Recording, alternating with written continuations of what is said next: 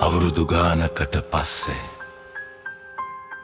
මම ආයෙත් බස් නැවතුමට ගියා. හේතුවක් තිබුණේ නෑ. ඒත් සමහර තැන් තියෙනවා අපි අමතක කළා කියලා හිතුවත් අපේ හිත තවමත් එතනම නතර වෙලා ඉන්නවා. එදා හවස වගේම අහස බර වෙලා තිබුණා. පාර තෙත් වෙලා තිබුණා. ඔයා හිටියේ නෑ.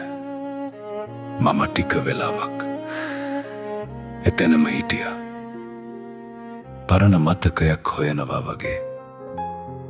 එතනට අල්ලපු පුංචි තේ කඩේ තවමත් තිබුණා. කඩේ ඇතුලේ හිටපු වයස්ක මනුස්සයා මම දිහා ටික වෙලාවක් බලාගෙන හිටියා. ඊට පස්සේ ඔහු මගෙන් ඇහුවා, පුතා, ඔයා මීට කලින් මෙතනට ආවා නේද? මම ටිකක් පුදුම වුණා. ඔහු කඩේ යට තිබුණු පරණ ලාච්චුවක් ඇරලා දුමුරු පාට ලියුම් කවරයක් මගේ අතට දුන්නා.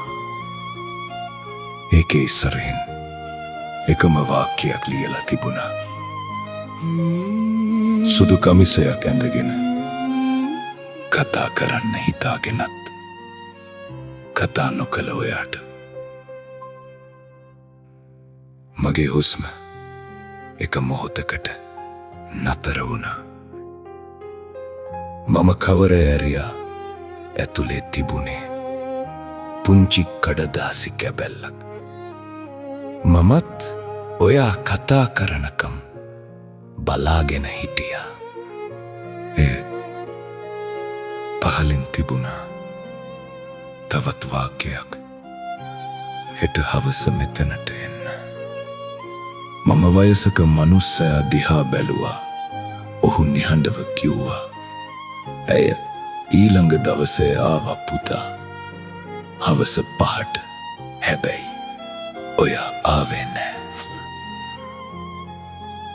මං එතනම නතර වෙලා හිටියා. ඒත් මගේ හිත ඇතුලේ එකම ප්‍රශ්නයක් තිබුණා. එදා මං ආවේ නැත්තේ ඇයි?